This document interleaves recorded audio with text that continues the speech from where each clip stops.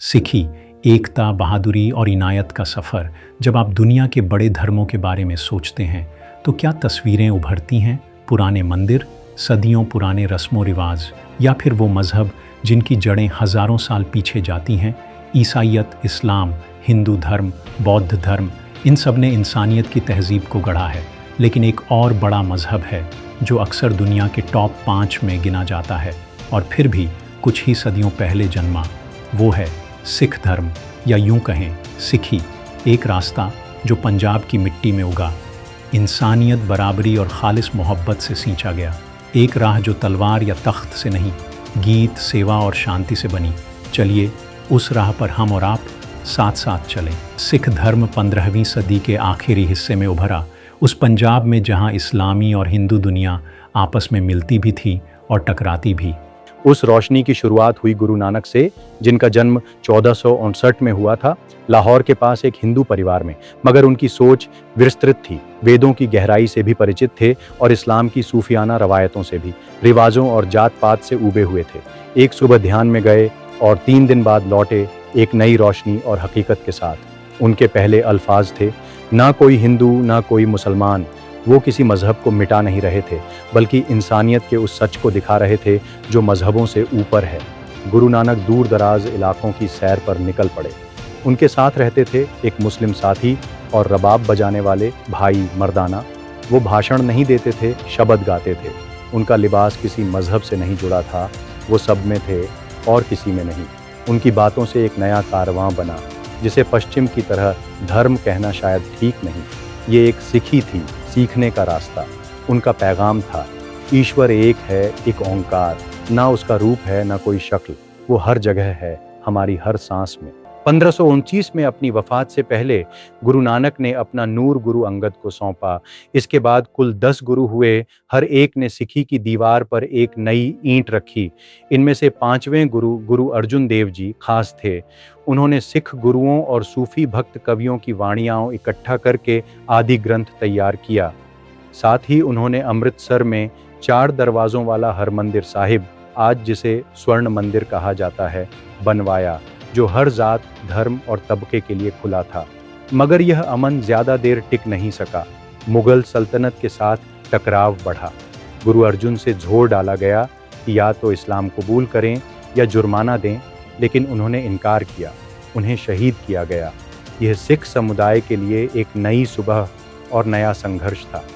10वें और आखिरी इंसानी गुरु, गुरु गोबिंद सिंह ने देखा कि सिख समुदाय अंदर से भी बिखर रहा था और बाहर से भी दुश्मनों से घिरा हुआ। 1699 में उन्होंने एक नई शुरुआत की, खालसा। उन्होंने सभा में 5 सिर मांगे जो उनके लिए अपनी जान देने को तैयार हों। 5 बहादुर आगे आए, जिन्हें गुरु ने नाम दिया पंज प्यारे। उन्होंने एक ही लोहे के बर्तन से अमृत पिया जो तलवार से घुला गया था। ये आज भी सिख दीक्षा इनिशिएशन का हिस्सा है। खालसा में आने वालों ने नए नाम लिए, सिंह शेर मर्दों के लिए और कौर राजकुमारी औरतों के लिए, ताकि जात पात की दीवारें गिर जाएं। उन्होंने अपनाए 5 ककार, केश, बिना कटे बाल, कुदरत से जुड़ाव कंघा, बालों की सफाई, दुनिया में रहना मगर साफ रहना कड़ा, लोहे का ब्रेसलेट, कर्म की याद कृपाण, तलवार, आत्मरक्षा और जालिम के खिलाफ खड़ा होना कछहरा, पवित्रता और संयम का संकेत। ये सब सिर्फ प्रतीक नहीं, बल्कि एक जीवन जीने का तरीका है।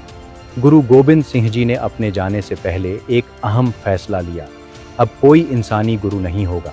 उन्होंने गुरु ग्रंथ साहिब को आखिरी और अमर गुरु घोषित किया। इस ग्रंथ में न सिर्फ सिख गुरुओं की वाणी है, बल्कि संत कबीर, बाबा फरीद जैसे सूफी और भक्त कवियों की रचनाएं भी शामिल हैं। आज भी गुरु ग्रंथ साहिब को एक राजा की तरह सजा कर रखा जाता है, तख्त पर बिठाया जाता है, पंखा किया जाता है, सोने जागने का समय तय होता है। ये आदर किसी मूर्ति के लिए नहीं, बल्कि उस रोशनी के लिए है जो अंदर की आंख खोलती है। सिखी का दर्शन एक और बस एक सिख धर्म कहता है, ईश्वर एक है, ना उसका रूप है, ना कोई मजहबी टैग। तो फिर हमें वो क्यों नज़र नहीं आता? क्योंकि अहम यानी ये मैं हमें बांट देता है। जब तक मैं जिंदा है वह नहीं दिखेगा। सिखी का रास्ता है इस मैं को मिटाना नहीं, बदलना। ना भागो दुनिया से, बल्कि दुनिया में रहो मगर मोह और घमंड से दूर। इसलिए सिख जीवन में अहम बातें हैं: नाम जपना, वाहे गुरु का जाप कीर्तन, भक्ति संगीत सेवा, बिना स्वार्थ के सेवा लंगर, हर किसी के लिए मुफ्त भोजन, बराबरी का प्रति। आज दुनिया में 2.5 करोड़ से ज़्यादा सिख हैं। ज़्यादातर भारत के पंजाब में रहते हैं, मगर बड़ी तादाद में वो अब कनाडा, ब्रिटेन, अमेरिका और ऑस्ट्रेलिया में हैं। जहाँ भी जाते हैं वो सेवा, ईमानदारी और जज्बे की मिसाल बनते हैं। इतिहास में उन्होंने जंग लड़ी और आज सरकारों में मंत्री भी बने। मगर संघर्ष भी कम नहीं रहा। खासकर 9/11 के बाद उनकी पहचान को लेकर बहुत भ्रम फैलाया गया। मगर अब वक्त है कि दुनिया सिखी को समझे, उसकी रूह को पहचाने। अंतिम बात, एकता की तरफ लौटो। सिखी भले नई हो, लेकिन इसकी सोच बहुत पुरानी है, रूह की, मोहब्बत की, इंसाफ की। ये रास्ता कहता है ईश्वर को बाहर मत ढूंढो, वो तुम्हारी हर सांस में है। तो जब अगली बार आप सिख नाम सुने, याद रखिए ये वो लोग हैं जिनकी राह गीतों और कुर्बानी से बनी है, जिनका मकसद है एक को जानना और सबको अपना मानना। वाहे गुरु जी का खालसा, वाहे गुरु जी की फतेह।